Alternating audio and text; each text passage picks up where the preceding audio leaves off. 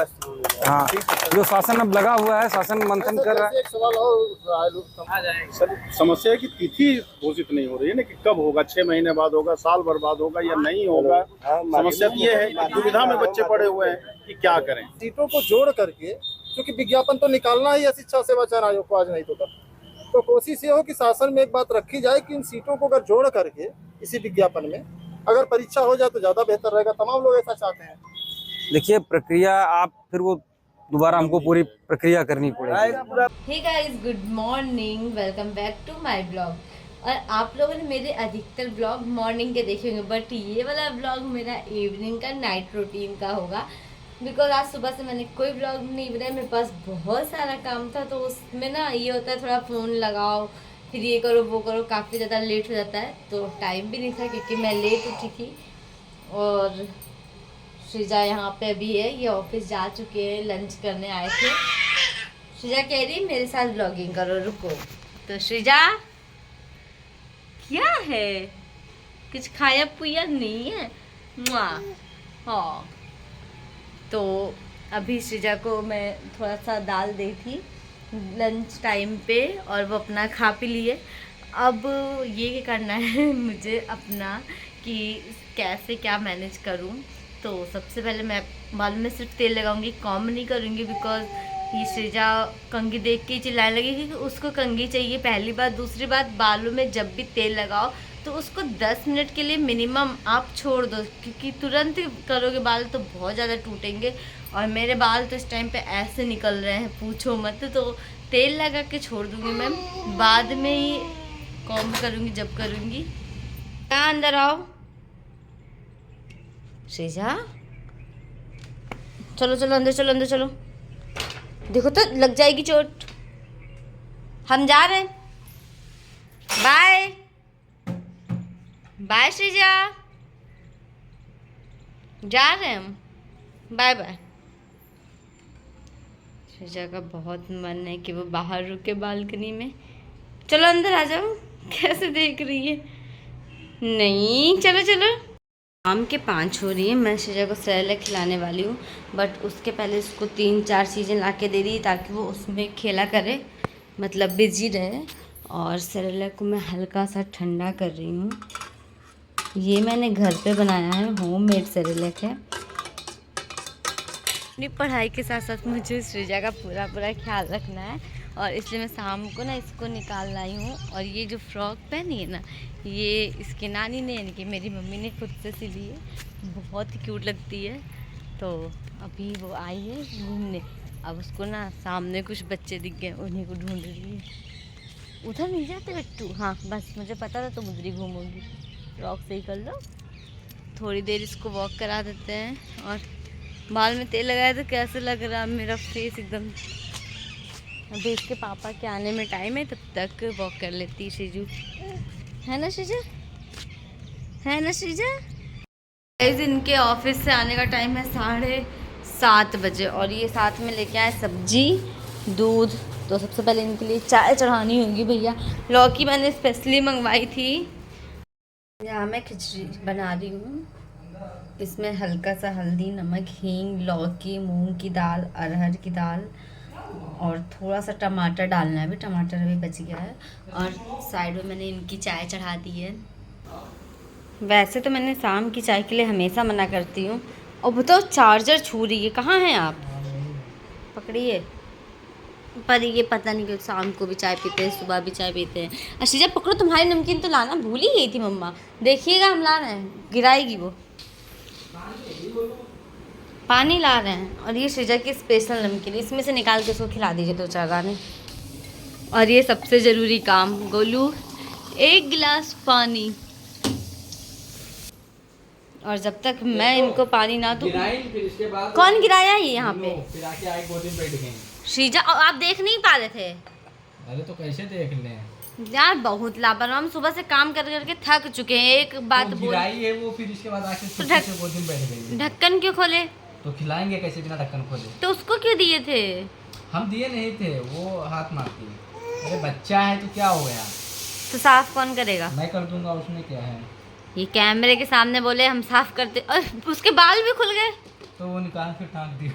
सारी बदमाशी आपके सामने ही करती है वो लड़की। अरे पानी पिला दीजिए, पानी खू खू कर रही। अटका तो नहीं ली है ना, देखो देखो फिर गिरा। लाइए हम श्रेया को ले जाएं, आप पीजिए चाय आराम से। और यहाँ पर हमारे सुपर डेट से रिलेटेड एक न्यूज़ निकल के आई, जो कि मैंने एक यूट्यूब चैनल पे देखी थी, और वो सर ही बता रहे थे, कुछ अंडरलाइन इन्होंने किया था। सर के कहने का मतलब ये था कि जो नया चयन आयोग बोर्ड बन रहा है उच्चतर, और जो हमारा माध्यमिक था, इन लोगों का विलय कर देंगे। यानी कि जो टीजीटी पीजीटी के एग्ज़ाम होने वाले हैं वो, और असिस्टेंट प्रोफेसर के एग्ज़ाम होने वाले हैं, उनके साथ साथ माध्यमिक शिक्षा चयन बोर्ड के भी जो एग्ज़ाम होंगे वो सब एक ही संस्था कराएगी। और मुझे बस वेट है कि 15 अगस्त जल्दी से आए। देखें तो आखिर इन्होंने कहा था कि 15 अगस्त को कैलेंडर जारी करेंगे। मुझे तो कोई उम्मीद नहीं लग रही है पर्सनली, बट देखते हैं क्या होता है। कहीं ना कहीं मुझे ये भी लग रहा है कि निकालने को तो वैकेंसी ये जल्दी निकाल भी सकते हैं, बट कहीं ऐसा ना हो कि 2027 में ही ये वैकेंसी निकालें। आप लोगों को क्या लग रहा है, इनके हो सकता है ऐसा कि हाँ 2027 तक वैकेंसी आए? और आज ये सब्ज़ी लेके आए थे, तो मुझे अब सब्जियां सारी सेट करनी थी फ्रिज में। सृजा के साथ में फिर काम करना पड़ता है, तो 1 मिनट का काम आपका 5 मिनट में ख़त्म होता है, वरना तो मैं जल्दी जल्दी स्पीड में अपना काम करके स्टडी भी कर लेती थी। जो भी हाउसवाइफ हो वो समझ सकती हैं कितनी सारी प्रॉब्लम आती है। बट एक लास्ट एग्ज़ाम की होप है सुपर टेट की, उसके आगे अगर मेरा एग्ज़ाम नहीं निकलता तो मैं नहीं पढ़ाई करूँगी। अब मेरी एज हो चुकी है, ऐसा मैंने सोच लिया है, पर समझ में नहीं आता अभी मैं क्या ही करूँ। तो सबसे पहले सुपर टेट की प्रिपरेशन करने के लिए मैंने बुक्स सेलेक्ट की थी। आप लोग मुझसे पूछते हो बेस्ट बुक कौन सी है सुपर टेट के मैथ्स के लिए, तो मेरे पास सबसे पहले स्टार्टिंग में ही RS अग्रवाल की थी, बट उसके बाद मैंने किरण पब्लिकेशन की एक बुक ली थी जो कि मुझे बहुत अच्छी लगी।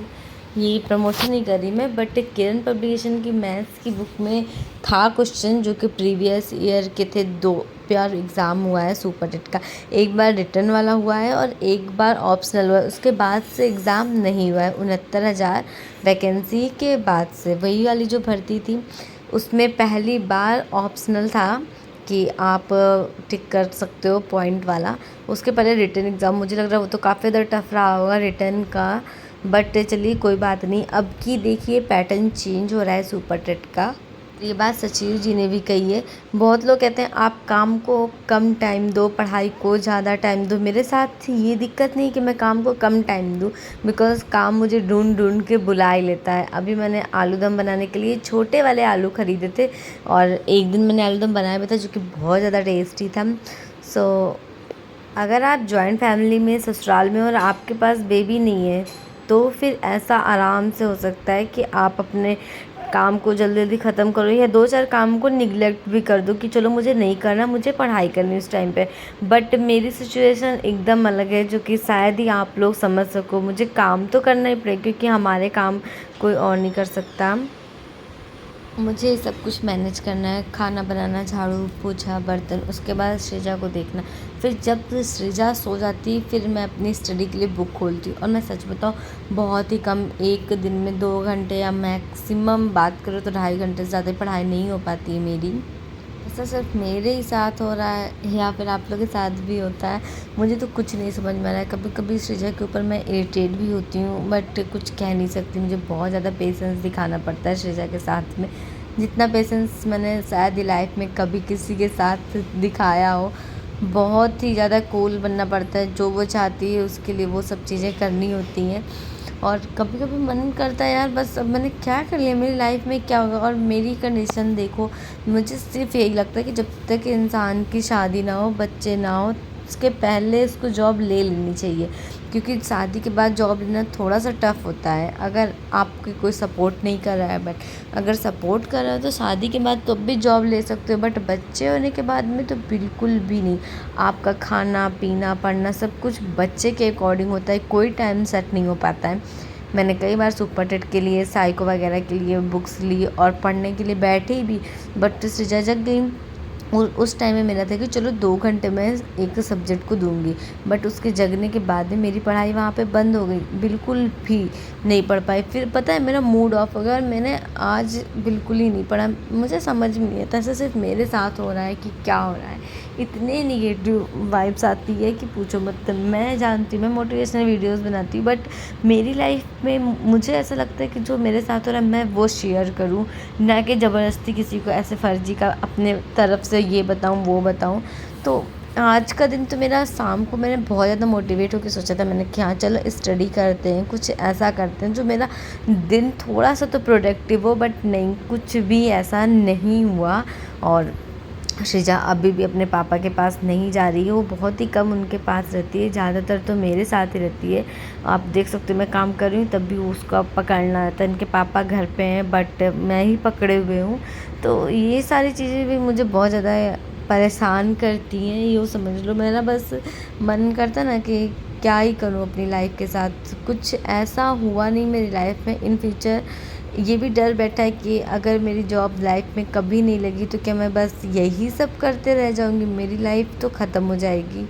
इतना ज़्यादा मुझे अंदर से आज ये लग रहा है। कभी कभी मैं मोटिवेट रहती हूँ बट आज के दिन मुझे खुद नहीं समझ में आ रहा था मैं क्यों ऐसा सोच रही हूँ। मैं काम भले ही कर रही हूँ, इतना स्पीड में जल्दी जल्दी काम ख़त्म कर रही थी और गुस्से में भी बहुत ज़्यादा आप लोगों को दिख रही होंगी, फिर भी मैं किसी से कुछ कह नहीं सकती और गुस्सा अपने मन में ही रखे हुए हूँ। ज़िंदगी की यही सच्चाई भी कि अगर हमें आराम चाहिए तो पहले आराम को त्यागना पड़ेगा। तो अभी मेरी लाइफ में जो स्टेज चल रही है वो यही वाली है कि मैं ज़्यादा से ज़्यादा कोशिश कर रही हूँ काम ख़त्म करके अपनी स्टडी को कंटिन्यू करूँ। बिकॉज़ कहीं ना कहीं ऐसा मेरी लाइफ में पहली बार हो रहा है मेरे साथ, क्योंकि अब तक मैं मायके में थी। श्रीजा आराम से सुबह से शाम कैसे रहती थी, रात कैसे रहती थी, सभी घर पे लोग थे, उसकी नानी मामा मौसी, तो मुझे इतना फ़र्क नहीं पड़ा। बट अब ऐसा फ़ील होता है कि नहीं, मुझे अकेले के ऊपर जब सारी जिम्मेदारी आ जाती है ना तो काफ़ी ज़्यादा इंसान टूट जाता है कहीं ना कहीं अपनी करियर को लेकर के। तो बस मुझे यही नहीं समझ में आ रहा था, तो मैंने आप लोगों के साथ शेयर किया। आई नो आप लोग शायद आज की मेरी वीडियो से बोर हो रहे होंगे, समझ में नहीं आ रहा होगा आप लोगों को मैं कह क्या रही हूँ, बट शायद ही कोई ये सिचुएशन समझ सकता है।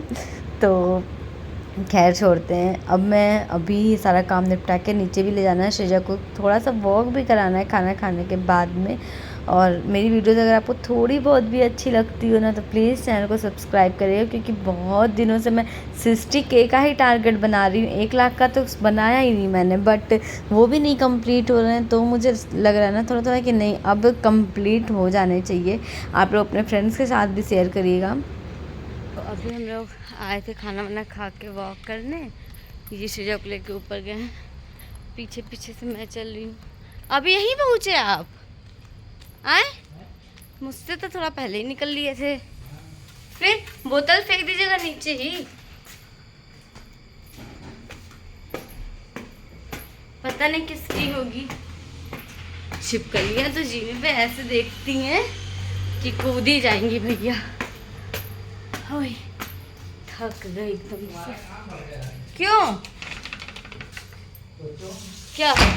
तो आप लोगों ने अभी अभी देखा था कि श्रीजा ने लैया छीट दिया था, जिसको हमारे यहाँ लैया कहते हैं, बिहार में शायद मुरमुरे बोलते हैं, क्योंकि यहाँ पे दीदी लोग बोलते हैं मुरमुरे। और उसको मुझे ही साफ़ करना पड़ा। किसी ने मुझसे वादा तो किया था कि मैं साफ़ कर दूँगा, बट वादा मैं निभा रही हूँ और आराम से बैठ के लैया साफ़ कर रही हूँ। श्रीजा यहाँ अपने पापा के साथ खेल रही है। सो गाइस मिलती हूँ आपसे कल अपनी अगली वीडियो में, तब तक के लिए बाय बाय।